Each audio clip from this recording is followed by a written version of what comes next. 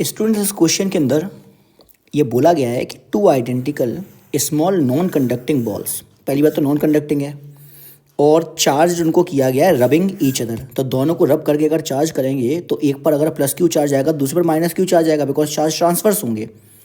उसके बाद बोला गया they are separated from ceiling rod through two strings of length 20 centimetre each. Length है स्ट्रिंग की 20 सेंटीमीटर।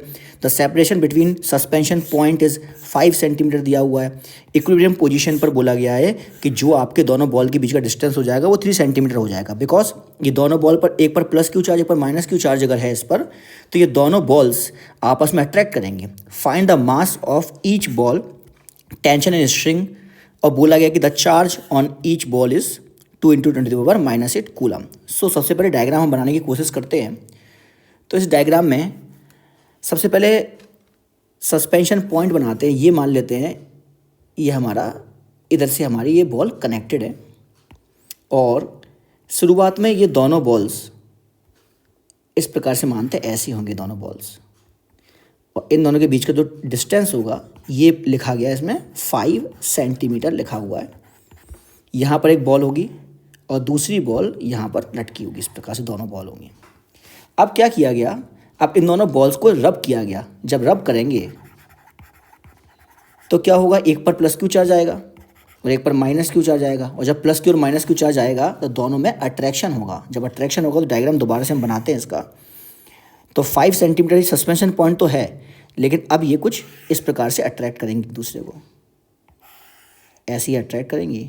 और जब अट्रैक्ट करेंगी तो दोनों बॉल दोबारा बनाएं और इनके बीच में जो डिस्टेंस आया, ये डिस्टेंस हो गया है, ये दिया हुआ है 3 सेंटीमीटर का डिस्टेंस, और ये हमारा है, ये हमारा डिस्टेंस है 5 सेंटीमीटर का डिस्टेंस।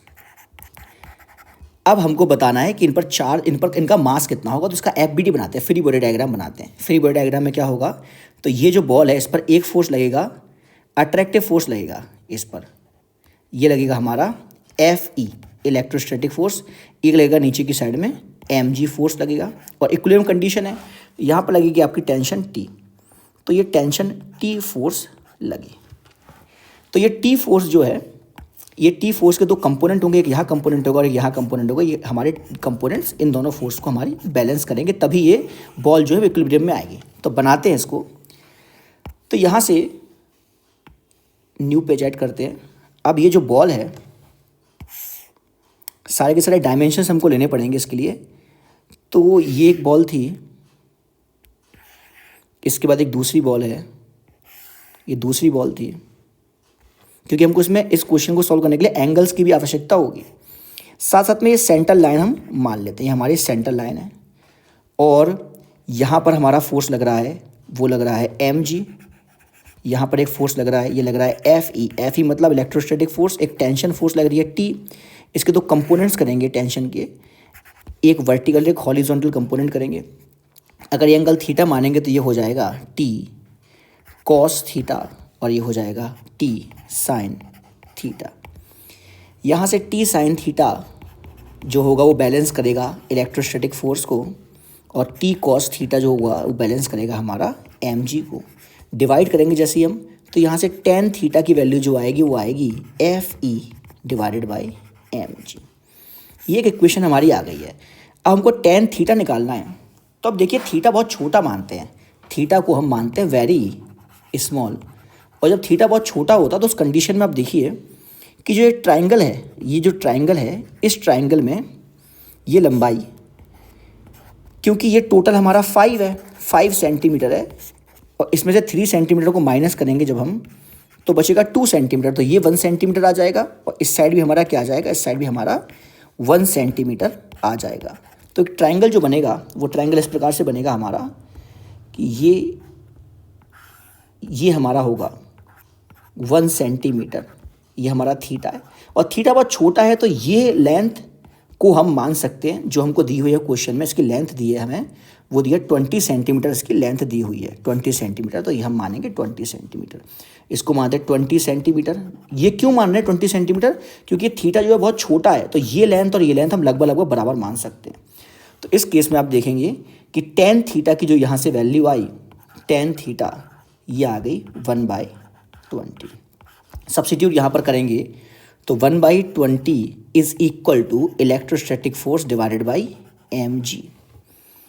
तो जो आपको निकालना है, हमको निकालना है मास, तो m जो हो जाएगा वो हो जाएगा हमारा 20 times of Fe divided by g के बराबर। अब यहाँ पर g को लगभग 10 मान लेंगे तो ये हो जाएगा हमारा 20 divided by 10 into Fe। 2 times of Fe आएगा मास। यहाँ से सॉल्व करते हैं तो ये हो जाएगा हमारा m is equal to 2 times of k q square by r square. यहाँ से m जो आएगा वो आएगा 2, k होता है 9 into 10 to the power 9 into q square. जो आपकी q की वैल्यू दी हुई है वो देखिए q की वैल्यू क्या दी हुई है, तो हमको जो q की वैल्यू दे रखी है वो दे रखी है 2 into 10 to the power -8 coulomb. तो 2 into 10 to the power -8 coulomb substitute करेंगे, 2 इंटू 10 टू द पावर -8 का स्क्वायर डिवाइड बाई आर आपका 3 सेंटीमीटर है, 3 इंटू 10 टू द पावर -2 का स्क्वायर। सॉल्व करेंगे 18 into 4 into 10 to the power -16 into 10 to the power 9 divided by 9 into 10 to the power -4। तो ये 2 cancel हो गया, 2 4 ज़ा 8 इंटू 10 टू द पावर, यहाँ पर आपका आ जाएगा ऊपर हो जाएगा -16 इंटू 10 टू द पावर 13। तो ये हो जाएगा 8 इंटू 10 टू द पावर -3, लगभग 8 ग्राम इसका आंसर आ जाएगा। तो जो आपका मास आया ये आ गया हमारा 8 ग्राम। उसके अलावा टेंशन जो है, तो आप देखिए हमको पता है कि T जो कॉस थीटा है, T cos theta is equal to mg के बराबर आया। जब T कॉस थीटा mg के बराबर आया है, इस डायग्राम में हम देख सकते हैं, इस डायग्राम में अब देखिए T कॉस थीटा जो है, T कॉस थीटा वो mg के बराबर आया है, तो T की वैल्यू हो जाएगी mg अपॉन कॉस थीटा, और कॉस थीटा की वैल्यू हम इससे सब्स्टिट्यूट कर सकते हैं। तो कॉस थीटा की वैल्यू आप कितनी निकालेंगे, तो कॉस थीटा की वैल्यू अप्रॉक्सीमेटली 1 आ जाएगी हमारी, क्योंकि ये ट्राइंगल जो है, ये ट्राइंगल इसमें 20 ये है तो ये भी हमारा 20 ही है लगभग, क्योंकि थीटा बहुत छोटा, जब थीटा छोटा होता है तो कॉस थीटा की वैल्यू हमारी कितनी आ जाती है, 1 आ जाती है। सब्स्टिट्यूट इसमें करेंगे, जब सब्स्टिट्यूट इसके अंदर करेंगे हम, तो हमारा आंसर जो आएगा वो आएगा T into cos theta is equal to 8 into 10 into 10 to the power -3।